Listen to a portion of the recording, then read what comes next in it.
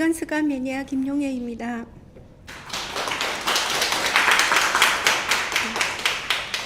지금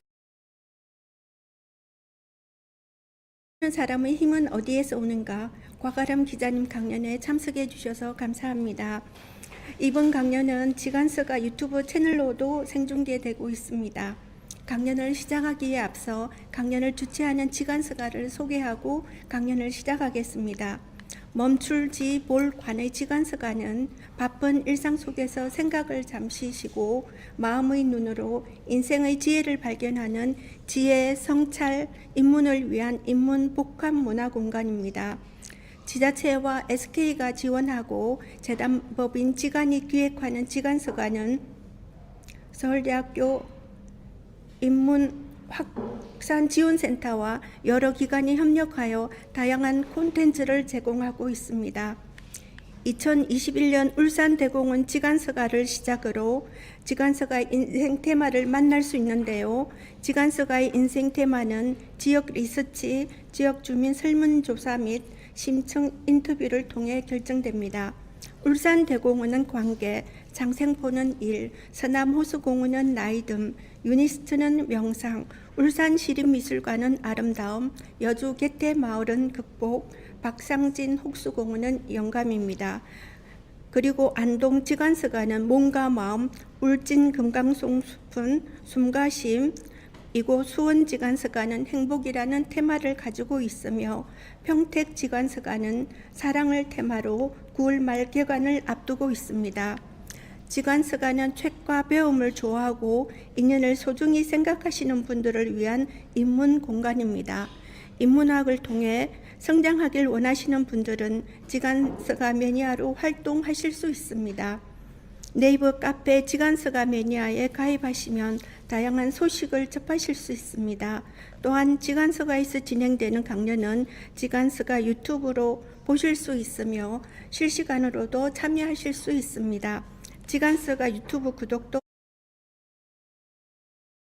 그럼 오늘 강연을 해주실 곽아람 기자님을 소개하겠습니다.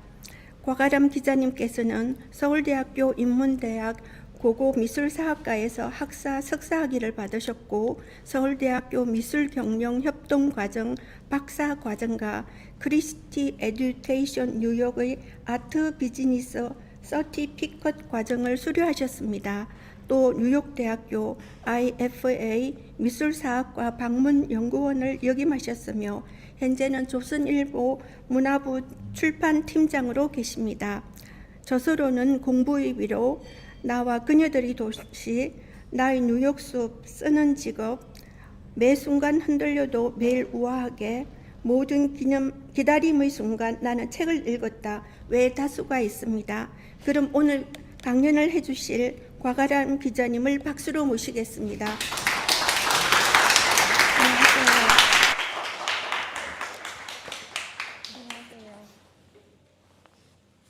네, 안녕하세요. 저는 오늘 강연을 맡게 된 곽아람입니다. 앉아서 얘기하겠습니다. 제가 예전에 수원에서 2007년에 근무를 한 적이 있어요. 파견 근무를 한 적이 있고 그때 인계동에 원룸에 살면서 9개월간 수원에 있었는데 그 뒤로 한 번도 수원을 다시 와본 적이 없습니다. 이번 기회에 다시 와서 여기에서 이제 여러분들을 뵙고 제 책 이야기를 하게 된다고 생각을 하니까 굉장히 좀 뭔가 감회가 새롭고 그 2007년의 저 자신으로 돌아간 것 같은 그런 느낌이 들어서 좀 더 뭔가 마음이 젊어진 것 같은 그런 그 느낌도 있는데요. 오늘 이야기는 기본적으로 이 공부의 위로라는 제 책에 대한 이야기인데 무언가 좀 어렵거나 뭐 그런 무겁거나 이런 이야기를 하는 게 아니라 제가 책을 왜 쓰게 되었고 어떤 이야기이고 그리고 책이라는 게 어떻게 만들어지는지에 대해서 그냥 편안하게 이제 뭐 이야기를 나눈다라고 생각을 하고 진행을 했으면 하고요. 중간에 뭐 궁금하신 거나 하고 싶으신 말씀이 있으시면 언제나 손을 들고 편하게 말씀해 주시면 좋을 것 같습니다. 그러면 파워포인트를 보고 시작을 해볼게요. 이번에 이제 제가 가지고 온 제목이 공부의 위로 또는 교양의 쓸모라는 이런 제목인데 처음 이제 제가 이 책을 쓸 때 생각을 했던 것이 교양에 대한 책을 한번 써보고 싶다라고 생각을 했어요. 이 책이 2022년에 나왔는데요. 당시 이제 코로나가 굉장히 한창이었고, 우리가 대학이라는 공간이 당시에 팬데믹 때문에 전부 다 줌으로 강의를 하고, 그러면서 대면 수업이 없어지면서 무언가 좀 교육이 망가지는 것 같은 그런 느낌이 있었어요. 특히 뭐 줌으로도 강의를 하다 보니까 전공 수업을 하기에도 바쁜데 교양 강의들이 많이 좀 폐강이 되는 그런 분위기들이 있었고, 그런 것들이 좀 안타깝다라고 생각을 했습니다. 사실 이제 사람들이 우리가 이야기를 많이 하기를 대학에서 배운 것들이 아무도 없다라는 그런 이야기를 많이 하잖아요. 근데 저는 항상 그런 의문이 있었어요. 우리가 이 입시 지옥이라고 하는 대한민국에서 대학을 가기 위해서 12년을 공부를 해가지고 또 막대한 등록금을 들이고 4년이라는 시간을 들여서 졸업을 하는데, 과연 우리가 대학에서 배운 것이 아무것도 없는 것인가에 대한 의문이 있었고, 제가 가지고 있었던 또 하나의 의문은 왜 우리나라에는 공부를 대학교 때, 그러니까 고등학교 때 열심히 해가지고 좋은 대학에 간, 소위 말하는 명문대에 간 입학 합격 수기는 있고, 또는 뭐 해외 유학 가가지고 무언가 공부를 또 열심히 해가지고 소위 말하는 성공한 사람이 되는 그런 이야기 있는데, 왜 국내 대학에서 공부를 열심히 해서 무언가를 얻었다라고 하는 이야기는 없는 것일까라는 그런 의문이 있어서, 그러면 내가 한번 써보자 라는 생각을 가지고 쓰게 된 책입니다. 그러니까 우리가 막 뭐 대학 공부는 쓸모가 없다라고 이야기를 하고, 교양 수업이라는 것도 쓸모가 없고, 전공 배우기에도 굉장히 좀 마음이 바쁘다라고 이야기를 하는데, 거기에 대한 어떤 의문과 그건 아니지 않나라는 생각을 가지고 쓴 책이기 때문에 오늘 이야기의 제목을 이렇게 잡아보았습니다. 아까 책들 뭐 얘기했는데 이게 말씀드린 저희 책들이고요. 표지만 보시고 넘어가면 될 것 같습니다. 그래서 지금 이 공부 유로라는 책의 제목이 어떻게 나오게 되었는지, 그리고 기획 의도는 무엇인지, 그리고 목차는 무엇인지, 표지란 어떻게 만들어졌는지에 대해서 이야기를 차분하게 하면서 이끌어 가겠습니다. 그래서 처음에 이제 제목의 탄생이라고 할 때 저는 이 교양 수업이라는 게 굉장히 중요하다고 생각을 했고, 보통 우리나라 출판 시장이라는 것이 20대에서 40대 여성 독자들을 상대로 이루어져요. 왜냐하면 안타깝게도 남자분들이 책을 별로 안 읽으세요. 여기에 오신 그 청중들의 비율만 봐도 아시겠죠. 지금 보니까 남자분 딱 2분 계신 것 같은데, 제가 너무나 반가운 마음으로 3분 계시는군요. 너무나 이제 반가운 마음으로 뵙고 있는데, 보통 이래요. 보면 뭐 어떤 뭐 대중 이제 책에 관한 강연 분 대부분 여자분들이시고, 책도 대부분 여자분들이 사시고, 제가 한 30대였을 때는 2030 여성들이 출판계의 큰손이라고 했어요. 근데 제가 40대가 되니까 3040 여성들이 또 출판계의 큰손이라고 하더라고요. 읽는 분들이 계속 읽고 계시는 거죠. 아마 제가 50대가 되면은 4050 여성들이 큰손이라고 할 것 같은데, 그래서 제가 이제 생각을 할 때는 어쨌든지 여성 독자들을 잡아야 된다. 그래서 제가 처음 생각했던 제목의 가제는 교양 있는 여자였습니다.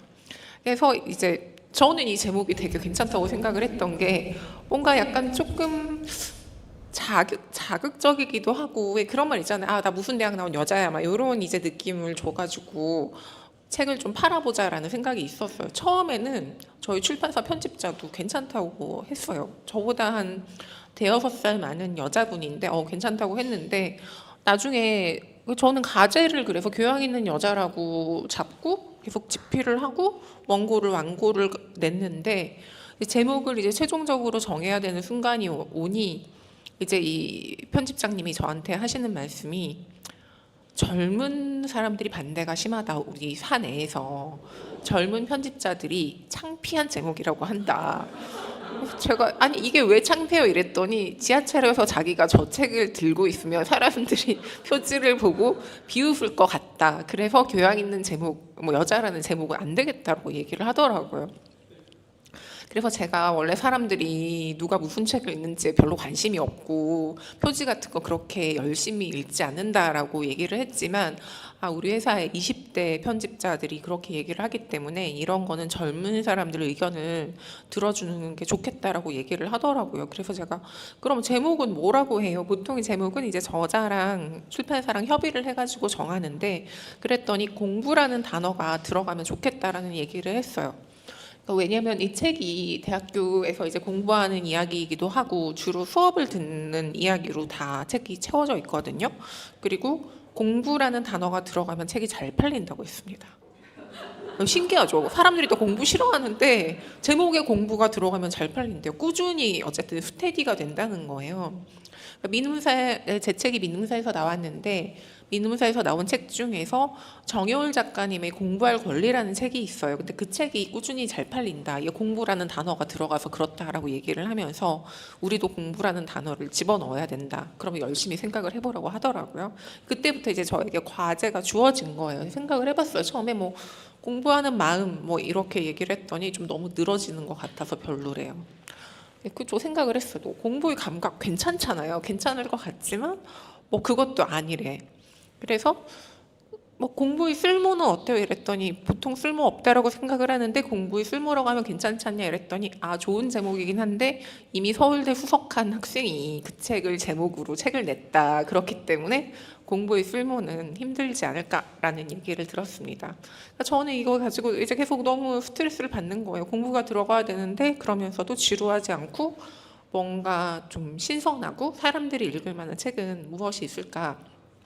제목을 계속 고민을 하는데 어느 날 이제 퇴근을 하면서 버스를 타고 퇴근을 하는데 그날따라 이제 너무 뭔가 마음이 힘들었어요. 직장 생활 하다 보면 왜 그런 날이 있잖아요. 뭐도 다 안 되고 뭐 야단 맞고 뭐 나도 상사가 마음에 안 들지만 상사도 내가 마음에 안 드는 것 같고 왜 그런 날이 있어서 터덜터덜 이제 퇴근을 하면서 버스를 타는데 무슨 생각이 들었냐면 오늘은 나에게 위로가 필요한 날이다라는 생각이 들었던 거예요. 그래서 그럼 공부의 위로가 어떨까라는 생각이 들어서 버스 안에서 핸드폰을 켜서 이제 편집자한테 이메일을 보냈어요. 공부의 위로가 어떨까라는 생각이 듭니다. 오늘은 저한테 굉장히 힘든 날인데 이랬더니 단번에 그거 좋네요 라는 이런 말이 왔어요. 답이 왔고 결국은 그래서 제목이 공부의 위로라고 결정이 되었는데 제가 책이 나오고 나서 가장 많이 들은 얘기는 뭐냐면 공부랑 위로를 같이 놓은 거는 처음 본다. 무언가 굉장히 신선하다. 공부해서 위로를 어떻게 받지라는 생각이 든다라는 이야기를 많이 들었고 그래서 이 책은 어느 정도 제목 덕을 본 것 같아요. 사람들이 좀 호기심을 가지고 좀 들여다보는 그런 책이 되었습니다. 그래서 이제 말씀을 드리자면 기획 의도를 말씀을 드리자면 아까도 말씀드린 것이 저는 교양에 대한 책을 쓰고 싶다고 생각을 했어요. 그런데 이 교양이라는 것이 우리가 생각을 할 때 제일 교양이라는 단어를 우리가 많이 듣는 관용구라고 해야 되나? 그런 건 무엇일까 생각을 했더니 우리가 학교 다닐 때 표준어란 무엇인가를 배울 때 교양 있는 사람이 쓰는 현대 서울말이라고 그렇게 배우잖아요. 그때를 말고는 교양에 대해서 우리가 그렇게 많이 이야기를 하지 않는 것 같더라고요. 그렇다면 교양 있는 사람이라는 건 무엇인가에 대해서 굉장히 생각을 많이 해봤어요. 교양이라는 건 도대체 뭘까라는 그런 생각을 해봤는데 제가 생각을 할 때는 이건 어떤 실체가 있는 것 같이 느껴지지가 않아요. 그렇지만 저는 책을 통해서 그게 무슨 이제 손에 잡히는 실체가 있다라는 것을 보여주고 싶다라는 생각이 좀 많이 들었어요. 그러면 우리가 학교를 다니면서 대학을 다닐 때 교양 수업들을 많이 듣잖아요. 그러면 내가 들은 교양 수업이라는 것을 통해서 이 얘기를 해볼 수 있지 않을까라고 생각을 했고 그리고 제가 대학에서 고고학과 미술사를 전공을 했는데 이건 저에게는 전공이지만 다른 수많은 사람들한테는 이게 굉장히 교양인 것 같은 거예요. 제가 학교 다닐 때를 생각을 해봐도 저희 과 전공 수업에도 다른 과 학생들이 굉장히 많이 들으러 왔던 것 같아요. 이분들한테는 그게 교양이었던 거죠. 뭐 미술에 대해서도 알고 싶고 고고학에 대해서도 알고 싶고 이런 사람들이 많으니까 그러면 내가 수업 들은 이야기로 이런 책을 한 권 쓸 수 있지 않을까라고 생각을 했고 그래서 처음에 사실 이런 책을 쓰자고 한 것이 아니라 출판사 편집자를 만날 때는 제가 이 편집자 분이랑 이 오늘 이 강연을 어레인지한 분이기도 한데 그냥 옛날부터 그냥 알고 지내는 사이였어요. 뭐 그냥 책을 쓴다 이런 게 아니라 뭐 어떻게 지인의 지인을 통해서 알고 지내는 분이었는데 어느 날 뭐 저랑 책을 한 권 해보시는 게 어때요라고 얘기를 한 3년 전에 얘기를 들었어요. 그래서 3년 만에 이제 만나서 책 얘기를 하게 됐는데 그럼 제가 기획안을 가지고 가야 될 거 아니에요. 그래서 대학교 때 성적표를 뽑았어요. 성적표를 뽑으면 제가 무슨 과목을 수강했는지가 다 나와 있거든요. 그걸 갖다 줬어요. 이게 나의 기획안이라고. 그래서 나중에 편집자가 살다가 자기 성적표를 들고 와서 기획안이라고 얘기하는 저자는 처음 봤다라고 얘기를 했는데, 그래서 제가 이걸 들고 가서 제가 보니까 한 150학점 정도를 들었는데 이 과목들을 가지고 책 한 권을 쓸 수 있을 것 같다. 그래서 이 중에서 무언가 사람들이 생각할 때 보편적인 교양이라고 생각을 하고 무언가 흥미를 가질 만한 이야기를 뽑아내서 책 한 권을 쓸 수 있을 것 같다라고 하면서 어떻게 생각을 하냐 그랬더니 본인도 좋다라고 그렇게 말씀을 하시더라고요. 그래서 네, 근데 그때도 제가 좀 생각을 했던 게 뭐 여기 편집자는 오케이를 하는데 굉장히 출판사 안에서도 결제 라인이라는 게 있잖아요. 거기서 뭐 과연 대표님이 오케이를 하실까? 이게 뭐 거절당할 수 있겠다라고 생각을 했는데 거기서도 그냥 괜찮을 것 같다라고 해보자라고 해서 이 책이 나오게 되었고, 그래서 결국은 교양 수업에 대한 에세이를 쓰게 되었습니다. 그것이 이 책의 기획 의도입니다. 그래서 이제 목차를 보시면 목차가 지금 이제 어떻게 되어 있냐면 이 책을 읽으신 분도 있고 안 읽으신 분도 있겠지만 1학년, 2학년, 3학년, 4학년으로 되어 있어요. 저는 진짜 솔직히 이게 이렇게 목차가 진짜 나올 줄은 몰랐거든요. 그러니까 제가 책을 쓸 때 제가 저희 편의에 의해서 1학년 때 들은 이제 교양 과목 몇 개, 뭐 미술사 입문, 고고학 입문 이거를 해가지고 그냥, 그러니까 저 같은 경우는 이제 저자들이 책을 쓸 때 어떤 경우들이 있냐면 처음부터 끝까지 책 한 권을 완고를 써가지고 출판사에 보내는 경우가 있고, 보통 이제 이 정도의 책 한 권이 되려고 하면은 원고자 600페이지 정도면은 책 한 권이 나오거든요. 그럼 보통 이제 꼭지를 뭐 원고지 20매를 30개 쓰는 분들도 있고 30매를 20개 쓰는 분도 있는데 저는 말이 많아요. 그래서 항상 글이 길어요. 저 같은 경우는 30매짜리를 보통 20개를 쓰는데 그거를 저 같은 경우는 이제 한꺼번에 다 해가지고 보내지 않고 매주 이제 하나씩 이렇게 웬만하면 주말에 써서 보내고 피드백을 받고 보내고 피드백을 받고 피드백을 받으며 고쳐가는 식으로 저는 작업을 하거든요. 이게 저희 스타일인데, 그래서 제가 작업하기 편해야 되니까 뭐 1학년 때 이제 뭐 들었는지 이제 노트를 제가 잘 못 버리는 성격이어가지고 맥시멀리스트이기 때문에 대학교 때 들었던 노트랑 뭐 받았던 왜 그 수업 자료들 그리고 교과서를 다 가지고 있었어요. 그걸 보고 정리를 해가면서 노트 한 권에 또 옛날에는 이제 저희 대학교 때는 그냥 요렇게 기본 노트가 아니라 요렇게 이제 종이를 뺄 수 있는 스프링으로 되는 그런 것들을 했기 때문에 한 권에 여러 과목이 들어있단 말이에요. 플라스틱 표지에. 그러면 이제 과목이 들어있는 걸 가지고 쓴 거죠. 그래서 뭐 1학년을 이제 저 혼자 다 마치고 그 다음에 2학년 때 이제 배운 과목들 중에서 뭐가 있지 뭐 찾아가지고 좀 보내고 뭐 그런 식으로 보내가지고 1, 2, 3학년을 했는데 저는 그게 진짜 목차가 될 줄 몰랐거든요. 목차는 편집자가 정해요. 뭐 이제 제목도 뭐 바꾸고 이렇게 하는데 나중에 봤더니 진짜 1학년 해서 수업 이름들이 다 제목이 되어 있더라고요. 2학년 해가지고 또 그렇게 되어 있고 3학년 이렇게 되어 있고 4학년 되어 있어가지고 제목을 목차를 이렇게 잡을 수도 있구나라 그렇게 생각을 했는데, 결과적으로는 이제 제가 의도했던 거는 뭐냐면 책을 읽어가면서 제가 생각할 때 대부분의 독자분들은 저는 저희 또래라고 생각을 했기 때문에 저와 마찬가지로 한 20년 전에 대학생활을 추억을 하면서 다시 대학에 입학을 해서 저랑 같이 이제 수업을 같이 듣는 거예요. 듣고 나중에 한 4학년 되면은 취업 고민을 해요. 어떡하지 이러면서 뭐 졸업을 해야 되는데 뭐 맨날 뭐 그 취업 시험 보러 갔다가 떨어지고 막 이런 얘기들이 나오거든요. 그렇게 고민을 하다가 마침내 이제 대학을 졸업하고 사회인이 되는 그 과정인데, 그런 과정을 같이 한번 겪어보면 좋지 않을까라는 생각으로 구성을 했고 이제 그런 구성이 잘 이루어졌습니다. 근데 그러면 이제 제가 들었던 수많은 과목 중에서 좀 보편성을 가지고 독자 여러분들한테 좀 와닿을 수 있고 소구할 수 있는 과목들을 선택을 해야 되잖아요. 굉장히 이제 고민을 많이 했던 거예요. 보면은 그래서 제가 생각을 할 때는 저희가 이제 저희 과 같은 경우에 입학을 해서 1학년 때 고고학 인문과 미술사 인문을 필수적으로 듣는데, 이거는 나에게는 전공이지만 대부분의 이제 독자들에게는 그 교양일 거라고 생각을 했어요. 고고학 인문이라는 뭐 땅 파는 얘기 뭐 이런 얘기 나오고, 미술사 인문이라는 것, 미술사란 무엇인가부터 시작을 해가지고 나오니까. 그리고 우리가 뭐 생각을 할 때 심리학개론 이런 것들은 다 보편적인 교양이잖아요.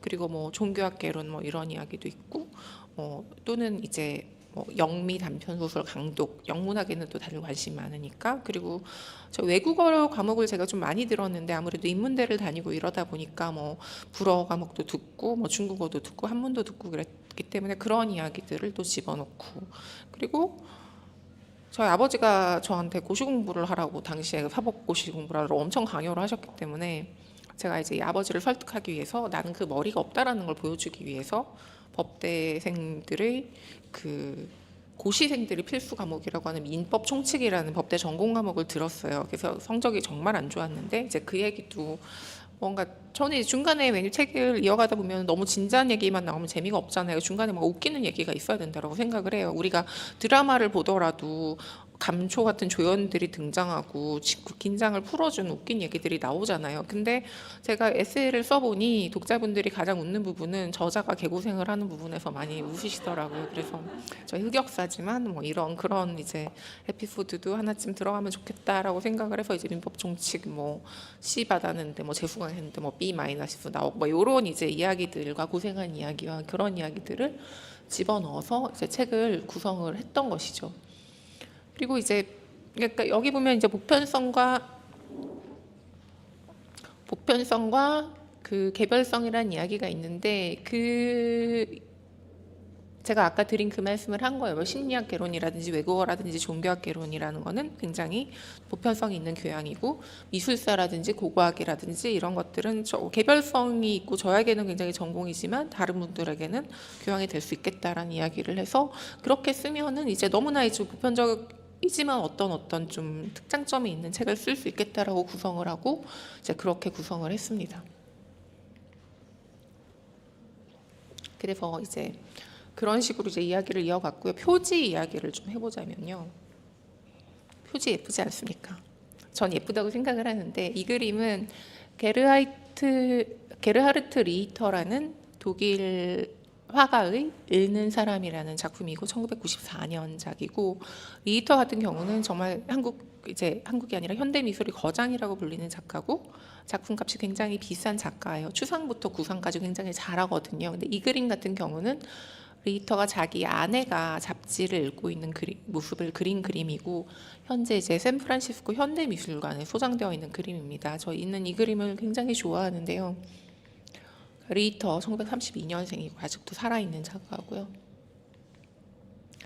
그러니까 이 그림을 굉장히 좋아하는데, 좋아서 저는 이 그림을 꼭 이 책의 표지로 쓰고 싶었어요. 제가 좋아하는 그림이기도 하고, 저희 카카오톡 프로필 사진이기도 하고, 미술관에서 봤을 때 그림 조그만 거를 사와가지고 이제 집에 걸려 있기도 하고, 또 어떤 의미가 있냐면, 그러니까 이제 지금 이게 임신한 아내를 그린 거라고들 얘기를 해요. 근데 서양 미술사 도상에서 이제 이런 임신한 여인이 책을 읽고 있는 거는, 성모 마리아가 이제 책을 읽고 있는 성모 마리아라는 굉장히 오래된 도상이 있거든요. 근데 보통 이 성모 마리아가 책을 읽고 있는 거는 자기 이제 책 속에서 자기 아들의 운명을 보게 되는 거라는 그런 이야기를 합니다. 그러니까 예수가 나중에 십자가에 못 박혀서 죽잖아요. 인간을 구원하기 위해서. 근데 성모는 그 책을 보면서 그 운명을 알고 있는 거예요. 근데 그 책이라는 것이, 우리가 그 책을 읽기 시작을 해서 덮을 때까지 어떤 이야기가 펼쳐질지 우리는 모르잖아요. 끝날 때까지. 그 책이라는 것이 우리를 어떤 세계로 이제 데리고 갈지 모르는 그런 매체인데, 저는 어떤 이 책을 들고 있는 이 성모 마리아의 운명과 이 우리 독자라는 우리의 운명과 그 책을 읽고 있는 순간이 굉장히 맞닿고 있다라고 생각을 했고, 그래서 책을 읽고 있는 사람을, 이제 그 여자를 주인공으로 한 이 그림이 저는 이 책의 표지로 맞다라고 생각을 했습니다. 그러나 우리 편집자는 제목을 교양 있는 여자로 하자고 했었을 때와 마찬가지로 반대를 했죠. 살아있는 작가는 저작권 때문에 비싸다. 비싸요. 비싸고 이제 표지는 더 비싸거든요. 이게 보통 이제 우리가 미술책을 만들면 안에 그림을 쓰게 되는데, 저작권이 살아있는 작가, 이제 사후 70년까지는 저작권이 살아있는데 그런 작품을 쓰겠다 그러면 출판사에서 싫어요. 돈이 많이 드니까.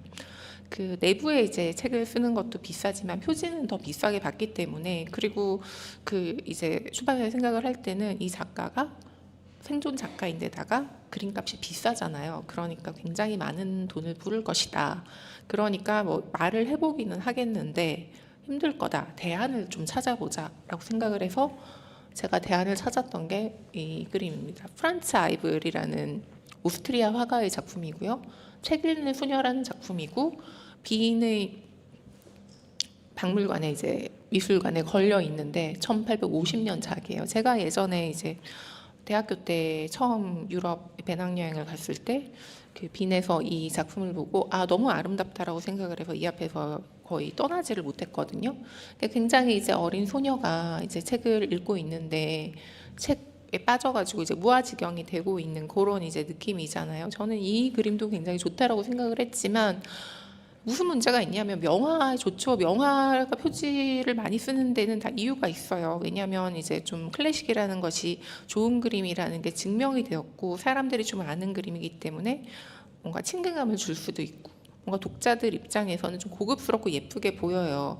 근데 또 하나, 그리고 저작권료가 없잖아요. 뭐 1850년작인데 살아있지 않고 죽은 지 70년이 넘었으니까 비용의 문제도 없는데, 하나의 문제는 뭐냐면 이런 식으로 이 그림을 책 표지로 쓰면 책이 굉장히 좀 올드해 보이는 그런 느낌이 있어요. 이거는 우리가 현대를 사랑하는 우리가 읽는 책인데, 이 사람이 이제 이 소녀가 등장을 하면은 너무나 좀 고전 이야기만일 것 같다라는 그런 문제가 있었어요. 그래서 어쨌든 출판사에서도 뭐 설왕설래가 있었고, 근데 일단 뭐 리히터한테 얘기는 해보자. 근데 저도 될 거라고 생각은 하지 않았거든요. 제 생각에서는, 제 마음은 이제 저자 입장에서는 출판사에서 그래 이 책에 투자를 하겠어, 뭐 표지에 돈이 많이 들어도 좋아 이러면서 돈을 써주기를 바라지만, 또 출판사 입장에서는 얼마나 팔릴지도 모르고 수익이 얼마나 날지도 모르는 책에 그런 투자를 할 수 없다고 생각을 하잖아요.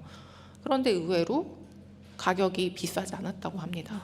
네, 생각보다 뭐 하여튼 굉장히 그 편집자가 기분이 좋아하면서 아니 괜찮대요 이러면서 뭐 생각보다 가격이 괜찮다, 우리가 쓸 수 있겠다라고 이렇게 얘기를 하고, 사실 그리고 이런 그림을 쓸 때 문제가 뭐냐면 작가들이 자기 작품을 변형시키는 거를 굉장히 싫어해요. 그렇잖아요. 뭐 본인이 이제 내가 화가라고 생각을 하면은 내 작품인데 거기에 어떤 변형을 가하는 게 굉장히 싫잖아요. 그런데 리터 같은 경우는 이 책 보면 얼굴이 그리 나온 게 아니라 접었잖아요. 그렇죠? 자기 아내인데 접었어요. 심지어 이 위에 글자 올렸잖아요. 이렇게 해가지고 이제 보여달라 그래가지고 디자이너가 이렇게 만들어가지고 컨펌을 받았는데 괜찮다고 했대요. 다 안 될 거라고 생각했어요. 분명히 왜 이거를 접냐부터 시작해가지고 뭐 온전히 넣어라, 글자 올리면 안 된다 그랬는데 아주 너무나 쿨하게 뭐 그렇게 수시라고. 그래서 나는 이 책은 이제 이 그림이 나의 표지가 될 운명이었구나라고 생각을 하고, 제가 이제 물론 이제 저 그림을 너무나 갖고 싶지만 살 수가 없잖아요. 근데 이 표지를 통해서 나는 이 그림을 소유했다라는 그런 좀 뿌듯함, 그리고 제 책을 읽는 독자들도 이 책을 삼으로써 저 그림을 가질 수 있겠구나라는 그런 생각을 하게 되었습니다. 이 갈색과 제가 초록색을 좋아하는데 녹색의 어떤 이 표지 글씨, 그리고 이 분홍색 띠지 뭐 이런 것들이 저 굉장히 이제 마음에 드는데, 이게 제가 그 첫 책 냈을 때 30살 때 내서 지금까지 주구장창 우려먹고 있는 프로필 사진인데요. 친구가 찍어줬어요. 근데 이 책이랑 이 어떤 이 저희 프로필 사진과도 굉장히 좀 뭐랄까 좀 대응을 이루는 그런 그림이어가지고 굉장히 좀 마음에 들어하는 그런 표지라고 할 수 있습니다. 표지에 대한 이야기를 했고요. 그래서 이제 다시 또 넘어가자면, 이 책에서 이제 제가 이야기를 하고 싶었던 게, 교양이라는 게 사실 인문학만 있는 건 아니죠. 여러 가지 뭐 자연과학이라든지 이런 분야들이, 뭐 사회과학이라는 것들이 다 교양이라고 생각을 하는데, 저 같은 경우는 어쨌든 제가 인문대를 나왔고 제가 이제 가장 자신 있는 이야기를 하자고 하면 아무래도 인문학에 대한 이야기를 중점적으로 하고 싶다라고 생각을 했습니다. 이 책에 보면 이제 여러 가지 뭐 수업을 들은 이야기들이 나오는데, 공통적으로 독자들이 가장 좀 감명 깊게 읽었다라고 하는 부분이 뭐냐면, 중간에 이제 제가 대학교 때 독일 명작의 이해라는 수업을 들은 이야기가 나와요. 그러니까 그게 이제 독어 동문학과의 교양 수업이었는데, 어떤 수업이었냐면 책을 이제 매 시간 동문학 책을 한 권씩 읽는 거예요. 근데 선생님은 작가만 정해줘요. 무슨 책을 읽을지 정해주지 않고 이번 주는 브레이트를 읽자, 다음 주는 토마스 만을 읽자, 그 다음 주는 시인들을 읽자, 이런 식으로 하면은 각자가 이제 읽고 싶은 책들을 정해가지고 읽고 같은 책을 읽은 사람들끼리 한 조가 되는 거예요. 그 사람들이 자기가 그 책을 읽고 써온 글을 함께 읽으면서 토론을 하고 토론할 기록을 다 같이 적어요. 그리고 그 수업이 끝날 때는 마지막 기말 과제는 뭐냐면 자기들의 책을 한 권씩 써요. 학생들이 수업 시간에 쓴 글을 엮어도 좋고 자기 글이랑 남들의 글을 엮어도 좋고 그런 식으로 해서 나만의 책을 만들어서 제출하는 것이 끝인 그런 수업이었습니다. 그러니까 저는 제가 생각을 할 때 저는 그 수업에서 제가 제 인생의 첫 책을 썼다라고 생각을 하고 그 수업에서 남들과 함께 책을 읽는 법을 배웠죠. 그 전까지 제가 독서라는 행위를 좋아했던 거는 이거는 나 혼자 하는 행위이고 저는 책을 읽으면 이제 혼자서 무언가를 할 수 있고 시간을 보낼 수 있고 혼자 노는 것이고 나 자신과 책 속 인물과 대화를 할 수 있다는 점이 제일 좋아서 책을 읽었는데 그 수업에서 여러 사람들이랑 같이 읽는 법을 배웠어요. 같이 읽고 나는 이렇게 생각을 하는데 이 책에 대해서 다른 사람들은 이렇게 생각을 하는구나. 그리고 대학생들은 다 또래들이잖아요. 내 또래들 안에는 이런 세계가 있구나라는 거를 그 수업을 통해서 배웠고 그 수업의 특징이 뭐냐면 이제 학생들끼리 굉장히 친해요. 친해지고 과가 다르지만 그리고 나중에 같은 학기에 수업을 들은 학생이 아니더라도 다른 학기에 수업을 들은 학생들끼리도 친해져가지고 이제 선생님을 구심점으로 수업이 끝나도 계속 만나고 교류하고 예전에 우리가 프리첼이라는 커뮤니티가 있었잖아요. 사이트가 프리첼의 커뮤니티 만들어가지고 교류하고 이랬던 이제 그런 내용이에요. 근데 그 수업이 마지막에 물론 이제 다른 작가들은 우리가 다 읽고 싶은 걸 읽어도 되지만 괴테만은 마지막에 모두가 다 함께 파우스트를 읽습니다. 모두가 다 함께 파우스트를 강독을 하는 것이 수업의 마지막인데요. 그 파우스트의 구절 중에서 가장 이제 유명한 구절이 인간은 노력하는 한 방황한다라는 그런 구절이 있어요. 저는 이제 독일어를 모르는데 직역을 하면은 지향점이 있는 한 인간은 길을 잃는다라는 그런 뜻이라고 하더라고요.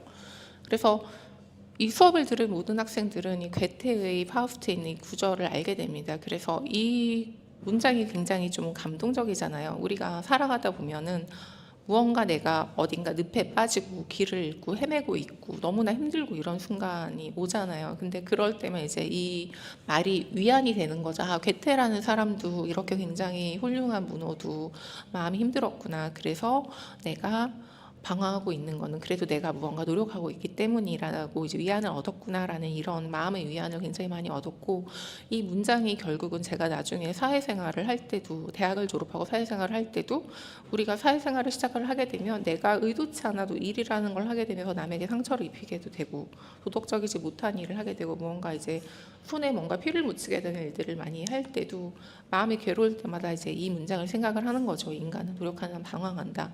그리고 파우스트에 이런 문장이 있어요. 거기 이제 시작할 때 보면은 파우스트가 희곡인데 시작할 때 보면은 파우스트라는 그 내용은 파우스트라는 이제 박사가 뭐든지 이제 알고 싶다라는 인지욕에 사로잡혀서 메피스토펠레스라는 악마랑 거래를 해요. 그래서 그 악마가 이 파우스트에게 영원한 젊음을 주겠다. 근데 이제 나중에 네가 만약에 너무나 아름다운 어떤 순간을 목격을 하고 멈추어라 순간이야 너 참 아름답구나라고 얘기를 하면 너의 영혼 내 것이 된다 이런 식으로 거래를 하는 그런 거거든요. 근데 이 파우스트의 거래 장면을 하늘에서 이제 신이 천사들과 함께 지켜보고 있어요. 근데 막 이제 천사들이 걱정을 하는 거죠.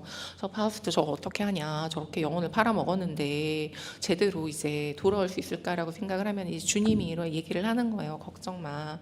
선한 인간은 어둠 속에서도 항상 자기 길을 찾기 마련이다 이런 이야기를 해요. 그러면 저는 이 말과 저 말이 너무나 살아가는데 굉장히 위로가 되었던 거죠. 그러니까 무언가 이제 내가 뭔가 잘못 살고 있는 것 같아. 우리가 살다 보면 너무 내가 이렇게 살면 안 되는데 결국 순간의 욕심이라든지 회사에서 뭘 좀 잘하고 싶다든가 아니면 유혹에 빠졌다든가 이래서 예를 들자면 이제 셰익스피어의 맥베스나 맥베스 부인처럼 아무리 손을 씻어도 손에서 피가 씻기지 않는 것 같은 그런 이제 느낌이 들 때가 있는데 그때마다 생각을 하는 거야. 선한 인간은 어둠 속에서도 길을 찾겠다고 하였으니 나도 그런 어떤 출구를 발견할 수 있을 거야라고 생각을 했고, 제가 그때 깨달았던 게 뭐냐면, 내가 대학에서 배운 어떤 교양 수업이라는 것들이 내가 나중에 사회인이 되어서 어떤 거센 세상의 파도를 헤쳐나가는 데 있어서 나의 마음을 지키는 데 어떤 힘이 되었구나라는 생각을 하게 되었습니다. 그래서 제가 생각을 했던 게, 그것이 우리가 교양이라는 거를 대학에서 배우는 이유이고, 그래서 이제 그런 것들이 인문학의 힘이 아닌가라고 생각을 했는데, 우리가 여러 가지 쓸모를 생각을 하잖아요. 대학에서는 항상 이야기를 해요. 뭐 언론에서도, 저도 언론사 다니지만 얘기를 하는 게, 대학에서 대학 교육이 문제다. 대학에서 나중에 취직을 해서 당장 써먹을 수 있는 것들을 가르쳐야 되는데 그게 되지 않아서 뭐 애들이 뭐 학원을 다니고 뭐 신입사원들이 뭐 일을 제대로 못하고 이런 이야기를 하는데, 저는 대학 교육은 그게 전부가 아니라고 생각을 하고, 우리가 어쨌든 간에 학교를 다니면서 그 4년이라는 게 쓸모가 없어 보이는 교양 수업들을 듣잖아요. 제가 책에 보면 이제 여러 가지 이야기들이 나오지만, 뭐 라틴어 수업을 듣는다든지, 뭐 인도 미술사 수업을 듣는다든지, 뭐 졸업해서 당장 쓸모가 없는 거거든요. 제가 뭐 공부를 계속 할 것도 아니고 고전 문학을 전공할 것도 아닌데 라틴어를 배워서 뭘 하겠어요. 근데 그렇지만 그 수업에는 뭐 공대생이라든지 뭐 저보다 더 쓸모가 없을 것 같은 그런 학생들이 굉장히 많았단 말이죠. 그러니까 쓸모가 없어 보이는 일에 그렇게 시간과 노력과 열정을 투자를 하는 것들이 나중에 어떤 우리에게 힘을 주는지에 대한 그런 이야기를 하고 싶었던 것 같아요. 근데 그런 힘이라는 것은 결국 우리의 마음에 대한 힘이고, 마음을 지탱을 하고, 그런 순간에서 자기 마음을 보호를 하고, 어떤 내 마음의 바닥이라는 게 있잖아요. 우리가 굉장히 뭐 바닥을 보인다라고 하는 순간이 있고, 누구나 궁지에 몰리면은 자기 바닥을 보이게 되는데, 그 보이게 되는 바닥이 최악은 아니었으면 좋겠다. 어느 정도의 수위의, 어느 정도의 아름다움과 어느 정도의 품위를 유지를 하게 하는데 도움이 되는 것이 저는 그 교양이라고 생각을 했습니다. 그래서 우리가 교양 있는 사람이라고 이야기를 할 때는 누구나 자기 마음의 바닥이라는 게 있지만, 그 바닥이 남들에게 드러났을 때, 어떻게 사람이 이렇게까지 나락으로 떨어질 수 있지라는 그런 정도까지 가지 않는 것. 그래도 이 사람은 어떤 선을 지키는구나라는 어떤 타인을 해하지 않고, 자신의 욕심 때문에 타인을 짓밟거나 하지 않는 그런 어떤 최소한의 어떤 수위를 유지할 수 있는 그런 힘이 교양이라고 생각을 했고요. 그 수업을 통해서 그런 어떤 힘을 키우게 되는 그런 구절들을 많이 만났고, 그런 이야기를 마음속에 품게 된 것 같아요. 제가 참고로 이 얘기를 왜 길게 드리냐면, 지관서가가 여주에 있는데, 여주에 이제 여백선이라는 그 괴테의 약간 뭐라 그래야 되지? 괴테의 사당 같은 곳이 있어요. 근데 거기를 이제 운영하고 계시는 이제 전영애 선생님이 저에게 독일 명작의 이해라는 수업을 가르쳐 주신 분이고, 그 이야기가 이 책의 중심이 되고 있기 때문에 아마 지관서와에 오시는 분들이라면 여백선의 지관서가도 알고 있으리라고 생각을 해서 이 얘기를 좀 길게 했고요. 기회가 되면 여주가 좀 멀어요. 강원도와의 경계고, 거기는 특히 좀 먼 곳인데도 한번 여주의 지관서가도 찾아주시면 좋겠습니다. 제가 왜 여기서 저 여주 홍보를 하고 있는지는 잘 모르겠으나, 그래서 그 교양이란 무엇인가를 굉장히 이제 제가 굉장히 많이 생각을 했는데, 이 교양이라는 것을 무언가 실체가 있는 것, 이제 뭔가 손에 잡히는 것, 우리가 생각을 할 수 있는 것이라고 이제 좀 전달을 하기 위해서 굉장히 노력을 많이 했는데요. 그때 생각을 했던 게, 아까 제가 말씀을 드렸던 거는, 교양이 있는 사람이라는 거는 우리가 보통 뭐 좀 사람이 좀 학식이 있거나 이러면 교양이 있다라고 얘기를 하잖아요. 저는 그건 아니라고 생각을 했어요. 많이 배웠다라는 사람들이 얼마나 저열할 수 있는지를 요즘 정치판을 보면은 참 알게 되는데, 그거는 아니다라는 생각을 했고, 또는 그러면 권력이 있는 사람, 또는 뭐 어떤 금력, 뭐 돈이 많은 사람, 이런 것들이랑은 관계없이 교육 수준이랑은 관계가 없는 자기의 마음을 어떻게 다스리냐는 문제라고 생각을 했던 거예요. 우리가 유교에서 말하는 후신이라는 개념이 저는 굉장히 좀 중요하다라고 생각을 하는데, 결국은 개개인은 그렇게 힘이 있다고 생각을 하지 않아요. 그렇지만 사회의 수많은 개인이 자기 마음을 교양을 갖추려고 하고 자기의 마음을 다스리다 보면, 그 개인의 총합인 이제 우리의 사회에도 조금 더 좋은 방향으로 변화를 할 수 있지 않을까라는 그런 생각을 가지고 있었고, 이 책 또한 이제 그런 방향에 도움이 되면 좋겠다라고 생각을 하고 쓴 이야기고요. 그래서 제가 이 책에 쓴 구절이 있어요. 교양은 비정한 현실 속에서 더 비정하거나 덜 비정한 세계를 상상하고 그에 틈입할 여지를 준다. 그러한 자유라도 있기에 우리는 지치지 않고 생의 수레바퀴로 유연하게 굴릴 수 있는 것이다 라는 이런 제가 구절을 썼는데요. 이제 더 비정한 것과 덜 비정한이라는 거를 제가 상정을 했던 이유는 뭐냐면, 우리가 어떤 소설을 만약에 읽는다고 가정을 해봐요. 우리가 소설을 읽는데 그 소설에 인격자들만 나오는 것이 아니잖아요. 굉장히 악인들이 많이 등장한단 말이죠. 근데 우리가 왜 이런 소설이나 문학작품 속에서 악인을 만나야 될까라는 생각을 해보셨나요? 이제 제가 이제 여러 가지 생각을 했지만 그 중에 하나는, 우리가 어떤 작가들이 이런 소설 속에서 굉장히 악한 사람들, 어떻게 저럴 수가 있을까라는 그런 사람들을 그려내는 이유는, 우리가 만약에 같은 상황에 처했다면 어떤 결정을 할 것인가에 대한 어떤 고민을 인간이 해보게 된다라는 것이 굉장히 의미가 있고, 나라면 어떻게 했을까? 나라면 저런 선택을 할 것인가? 나는 하지 않을까? 근데 좀 더 하지 않았으면 좋겠다라는 마음의 방향으로 마음을 이끌어가기 위한 그런 장치라고 생각을 했거든요.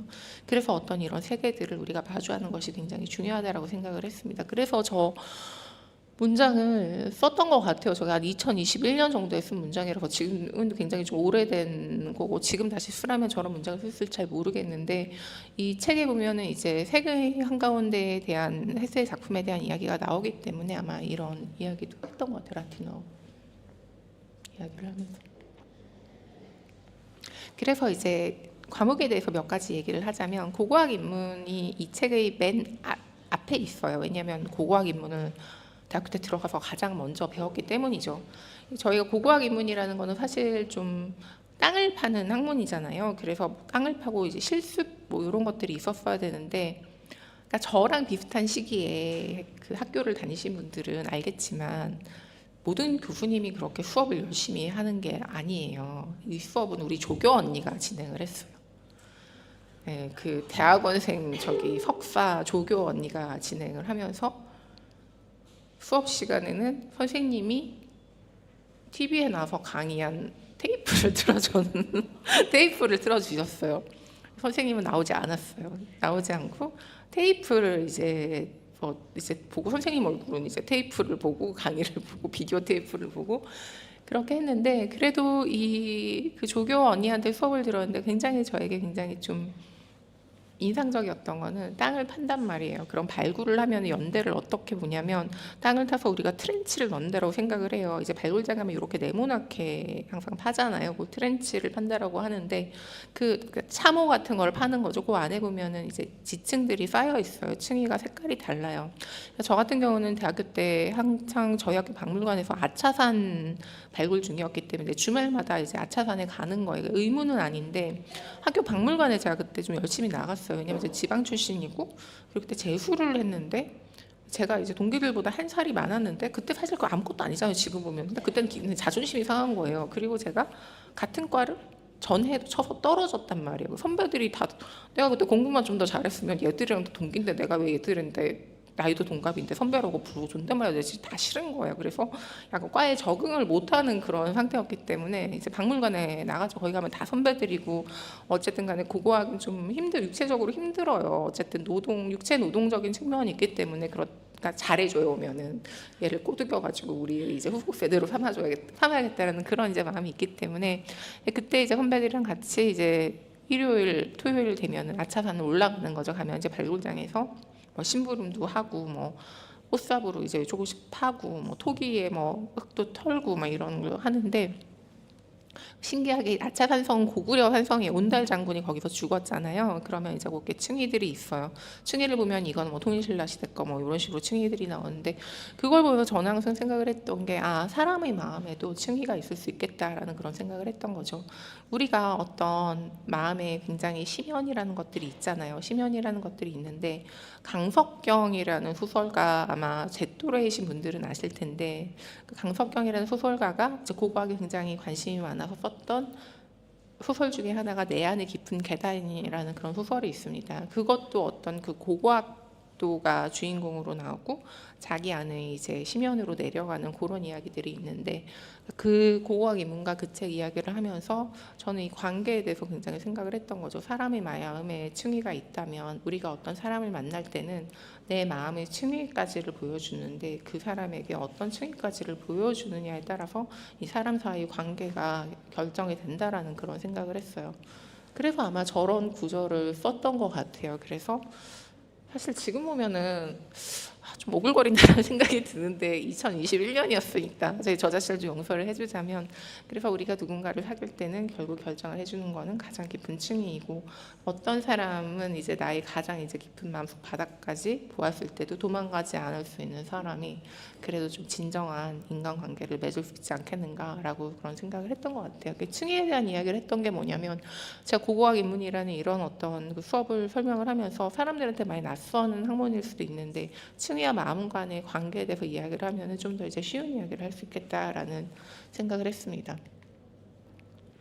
그래서 이제 그리고 결국은 이 책에서는 책을 읽은 이야기들이 많이 나오는데요. 이제 수업이라는 것들이 제가 들었던 인문학 수업이라는 것들이 아까 말씀드렸던 독일 명작의 이해처럼 책 읽기에 대한 수업이 많았고, 그것 말고도 뭐 서양 문명의 역사 뭐 이런 수업이 이제 한 학기 동안 책을 8권을 읽고 거기에 대한 리포트를 쓰는 수업, 주로 이제 서양 고전 같은 것들, 고전에서 시작을 해서 뭐 예를 들자면 뭐 이반 데니소비치 수용소의 하루 뭐 이런 이제 책들까지 해서 현대, 나중에 쿤데라까지 현대사까지를 읽을 수 있는 그런 책들을 읽었는데 그 생각을 굉장히 많이 했던 거죠. 우리가 이제 책을 많이 읽어야 된다, 뭐 독서를 하면 훌륭한 사람이 된다라고 생각을 하는데 책을 왜 읽어야 되는지에 대해서는 이야기를 잘 하지 않는 것 같아요. 그러면서 뭐 성적을 잘 받기 위해서, 언어 영역 시험을 잘 풀기 위해서, 문해력을 키우기 위해서라는 그런 생각을 했는데, 저는 어쨌든 적어도 문학 독서에 한해서는 우리가 책을 읽는 이유는 아까 말씀드렸던 것처럼 마음의 힘을 키우기 위해서라고 생각을 했어요. 책을 읽으면 자기 안에 어떤 세계가 굉장히 쌓이잖아요. 그래서 어떤 자기만의 세계를 마음속에 가지게 되면, 제가 이제 말씀드렸던 것이 이 책의 카피가 아까 맨 앞에도 나왔는데 20년 차 글 쓰는 직장인이 이제 전하는 공부의 힘, 이때 제가 20년 차였거든요. 지금 23년 차인가? 그래서 이제 그 글 쓰는 사람의 힘은 어디에 오는가라는 카피를 뽑았었는데, 그런 힘이라는 게 꼭 글쓰기라기보다는 아까 말씀드렸던 것처럼 이제 사회생활을 하면서 자기를 지켜가는 힘이라는 것들, 자신의 마음을 굳건히 하는 것들이 결국은 교양과 독서에서 나온다라는 그런 이야기를 하고 싶었던 것이고, 제가 굉장히 또 좋아하는 책 중에 하나가, 이건 어렸을 때부터 좋아했던 책이 소공녀예요. 소공녀는 남자분들은 아마 안 읽으셨을 것 같고, 이제 여자 이제 어린이들은 대부분 읽는 책인데, 이제 주인공이 고아잖아요. 나야 세라라고, 굉장히 원래는 부잣집 딸인데 아버지는 인도에 있고 얘가 인도에서 태어났어요. 근데 이제 런던에 교육을 시키러 런던의 기숙학교에 맡기는데 아버지가 죽어요. 근데 이 교장 선생님이 되게 못했어요. 근데 세라는 공부를 잘해요. 그러니까 이 아이를 학교에 한여로 부려먹으면서 이제 어린 학생들한테 그러니까 세라가 불어를 굉장히 잘하는데 불어 수업을 또 가르치게 하고 이러는데, 이 아이가 다락방에, 쥐가 나오는 다락방에 살면서도 절망하거나 울거나 자신감이 없어지거나 이러지 않아. 그게 이제 세라가 굉장히 독서를 많이 하고 독서의 힘이거든요. 이 세라는 자기를 공주님이라고 생각을 해요. 이 공주님이라는 게 뭔가 우리가 공주병이야라고 하는 그런 공주님이 아니라 화려한 옷을 입거나 궁전에 살거나 이런 것이 아니라 마음의 어떤 태도를 이야기를 하는 거죠. 이제 내가 어떤 상황에 처해서도 마음의 품위를 지키겠다. 그래서 아무리 저 선생님이 나를 괴롭혀도 나는 똑같은 인간이 되지 않겠다라고 어린아이가 생각을 하는 거예요. 그래서 본인이 이렇게 얘기를 해. 하늘이 두 쪽이 나도 이거 하나만은 바뀌지 않을 거라고. 내가 만약에 공주라면 내가 너덜너덜한 누더기를 걸쳤다고 해도 속마음은 공주처럼 될 수 있다. 옷을 입으면 그렇게 공주처럼 행동을 하지 않아도 다 공주라고 봐주겠지만, 내가 이런 차림을 하고 있을 때 나를 누가 공주처럼 봐주려면 나는 굉장히 품위 있게 행동을 해야 된다라고 생각을 하면서 그게 훨씬 더 보람이 있을 거라는 어떤 마음의 자세를 가지거든요. 저는 이제 그 소공녀를 읽으면서 이 구절이 굉장히 제가 이 책을 쓴 이유와도 맞다는 대로 생각을 했고, 결국은 여러 번 말씀드렸듯이 교양을 갖추고 마음의 힘을 갖추고 내 안의 바닥의 어떤 그 민낯을 보여줄 때 그 민낯이 좀 최악의 경지는 아니도록 만드는 것, 그것이 우리가 독서를 하고 공부를 하고 교양을 쌓고 마음을 가다듬는 수신의 이유라고 그렇게 생각을 했습니다. 그래서 이 책을 가지고 왔고요. 그래서 아까 말씀드렸던 것처럼 결국 우리가 이런 어떤 교양을 공부를 하고 책을 읽는 것은 세계를 구축하기 위해서라고 생각을 하는데, 그러니까 그런 생각들 많이 해보셨는지 모르겠어요. 결국은 어떤 책을 읽는 거는 내 안에 세계를 하나 쌓는 것이라는 생각을 많이들 하시나요?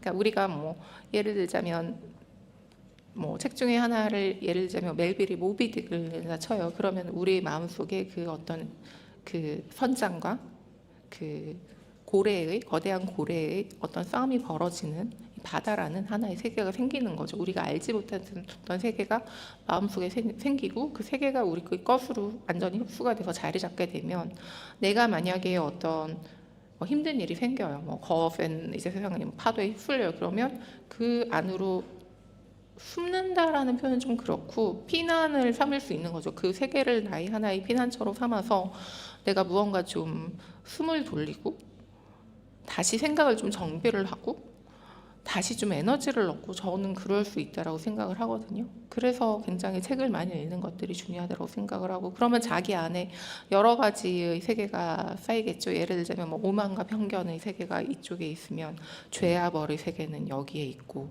뭐 어떤 또 재미있는 이제 좀 뭐 만화책을 읽었으면은 뭐 그런 세계도 있고, 드라마의 세계도 저는 쌓인다라고 생각을 합니다.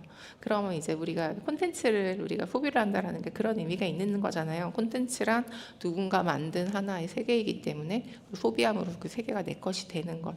그래서 결국은 그 세계를 구축을 하기 위해서 교양 공부를 하고 책을 읽는다고 생각을 하고, 궁극적인 목표는 왜 책을 읽고 공부를 하냐라고 하면 그 훌륭한 사람이 되기 위해서라고 우리들은 얘기를 많이 해요. 그럼 그 훌륭한 사람이란 어떤 사람이냐라고 물었을 때 학식이 많거나 뭐 권력이 많거나 돈이 많거나 이런 사람이라기보다는 후신을 잘하는 사람인 거죠. 자기 자신을 잘 다스리고 자기를 잘 살피고 자기 마음을 이제, 저도 제가 이거 잘한다는 게 아니라 요새 착각하실까 봐 혹시 말씀드려요. 저 진짜 잘 못하거든요. 근데 그걸 이제 위해서 노력을 하는 그런 과정에 의미가 있는 거죠. 결국은 그래서 이 책을 쓰게 되었고 우리가 노력을 하는데요. 이거는 이제 말씀드리면 사람들이 항상 물어봐요. 이거 보통 이제 질문이 항상 나오기 때문에 제가 미리 말씀을 드리는데, 제가 직장을 다니면서 어떻게 책을 쓰냐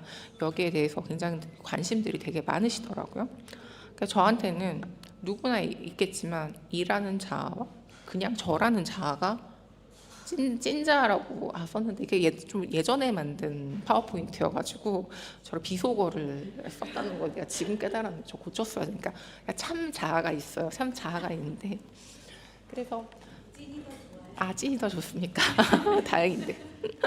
하여튼 그래서 그러니까 찐 자아가 있는데, 저희 경우는 이제 기사를 쓰는 글을 쓰는 것이 저희 직업인데, 기사라는 어떤 그 형태의 글에는 나라는 존재가 있으면 안 돼요. 굉장히 객관적인 어떤 글이기 때문에 팩트만을 전달해야 되고, 그래서 나라는 단어가 신문 기사로 보면 나라는 단어가 들어가 있지 않잖아요. 예전에는 저희가 칼럼을 쓸 때도 나라는 단어를 쓰면은 선배들이 야단을 쳤어. 이거 뭐 일기냐 이러면서 나라는 단어를 왜 쓰냐 그러는데, 요즘은 좀 시대가 좀 바뀌고 젊은 친구들이 뭐 이제 젠지 뭐 제너레이션 뭐 이런 분들이 이제 나라는 단어를 좀 쓰는 것들이 좀 허용이 되는데, 예전에는 칼럼에도 허용이 되지 않았고, 그러면 이제 출근을 하면은 그냥 그때부터 계속 나라는 걸 지우는 작업인 거예요. 기사를 쓴다라는 거는. 저는 평생 나라는 게 없는 글만을 쓰고 싶지는 않았어요. 그거는 이제 사람들마다 굉장히 어떤 개성과 성격의 차이가 있는데, 저는 나라는 게 있는 글을 쓰고 싶었던 사람이었던 거죠. 근데 이제 우연치 않게 책을 쓸 기회가 저한테 주어졌고, 그리고 에세이를 쓸 기회가 주어졌기 때문에 에세이는 주인공이 저란 말이에요. 이게 나라는 말들로 점철되어 있고, 나라는 말이 없더라도 그게 제 얘기라는 걸 알게 되어 있는데, 그러니까 출근을 하면은 제가 없어요. 출근을 하면 제가 없다시피 하는 게 아니라 저를 완전히 지워요. 근데 이제 그 지워진 저를 이제 살려내고 싶다란 말이죠. 그러면 주말에는 제가 있는 글을 쓰는 거예요. 나가 주인공이고 나의 세계이고, 어쨌든 내가 마음대로 이제 할 수 있는, 내가 컨트롤할 수 있는 세계에 대한 글을 쓰는 거죠.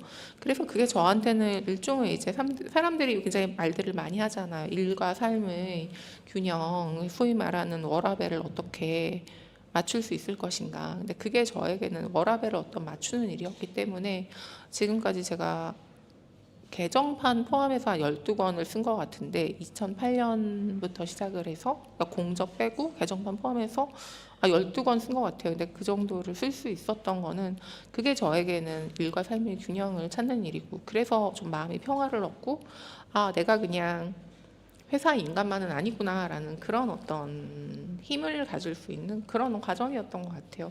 물론 이제 굉장히 좀 회사 직장에 헌신하고 직장이 저희 전부라고 생각하는 분들은 저는 굉장히 존경해요. 사실은 그런 분들이 저는 어떤 조직을 이끌어 나간다라고 생각을 하고 조직의 발전을 가져온다라고 생각을 하기 때문에 존경하는데 모든 사람이 또 그렇게 살 수는 없잖아요. 그건 그분들의 재능과 특성이고 근데 저는 그게 안 됐던 것 같아요. 그게 안 됐고 나는 어쨌든 내가 필요하고 나만의 공간과 나만의 시간이 필요한데 그게 저에게는 글쓰기를 통해서 주어졌기 때문에 그리고 그 글쓰기라는 것이 다른 어떤 것이 아니라 에세이였기 때문에 꾸준히 해갈 수 있었던 것 같습니다. 그래서 이제 아마 거의 이제 마지막 파트에 온 것 같은데요. 내 인생의 공부라는 이제 그런 이건 이제 왜 가지고 왔냐면 여기 오신 여러분들도 함께 나에게 공부란 무엇인가를 같이 생각을 해봤으면 좋겠다라는 생각에서 가지고 온 거예요. 우리가 공부라는 단어를 굉장히 여러 가지 의미로 쓰는 것 같아요. 여기 어린 시절에는 그냥 뭐 한글 배우고 뭐 숫자 배우고 그냥 뭐 놀이하는 거를 다 공부라고 생각을 하잖아요. 근데 그러면서 우리가 수험생이라는 시절을 이제 겪게 되면서 보통 요즘 중학교, 고등학교, 뭐 대학교, 중고등학교 때는 그걸 또 공부라고 생각을 하는 것 같아요. 뭐 암기하고, 저는 암기도 굉장히 중요하다고 생각을 하지만 어쨌든 간에 대학에 가기 위해서 성적을 높이고 시험 성적을 높이기 위한 어떤 학습을 굉장히 공부라고 생각을 했던 것 같고 저에게 있어서는 대학 시절에 이제 공부라고 하면은 어떤 교양을 쌓고 저는 뭐랄까 좀 대학 시절에 지적인 사람이 되고 싶다고 생각을 했던 것 같아요. 근데 저 같은 경우는 집이 서울이 아니고 이제 지방에서 유학을 왔기 때문에 이렇게 유학을 와서 부모님의 희생이라고 해야 되나 어쨌든 비용을 이제 많이 들여가지고 왔는데 그러면 거기에 대해서 이제 부모님의 어떤 기대에 부응해야 된다라는 그런 것들이 있었고 이런 이제 부모님이 고생을 해서 나를 서울 공부를 시키는데 그러면 나는 어떤 인간이 되어야 되겠는가라고 생각을 하면은 좀 지적인 사람이 되고 싶다. 그래서 대학이라는 공간은 굉장히 좀 지성의 공간이라고 생각을 했고 그런 어떤 취업 중요하다고 생각을 했죠. 저희 아버지 고시 공부하라고 맨날 뭐 들볶고 뭐 집에 내려가면은 책에도 있지만 월급 봉투 보여주면서 내가 한 달에 이만큼 받는데 뭐 너한테 한 달에 이만큼 쓰고 또 동생도 있는데 동생도 대학을 가야 되는데 네가 지금 이렇게 살아도 되겠니? 그래서 방학 때마다 그 얘기를 진짜 들었거든요. 뭐 그런 얘기도 들었기 때문에 마음에 부담이 있었지만 어쨌든 간에 이제 대학에서는 저는 그 생각을 했어요. 대학원을 굉장히 가고 싶었는데 그걸 이제 아버지가 너무나 반대를 크게 하고 뭐 제가 학비는 어떻게 그 장학금 받고 뭐 과외하고 다닐 수 있을 것 같은데 전 지방학생이잖아요.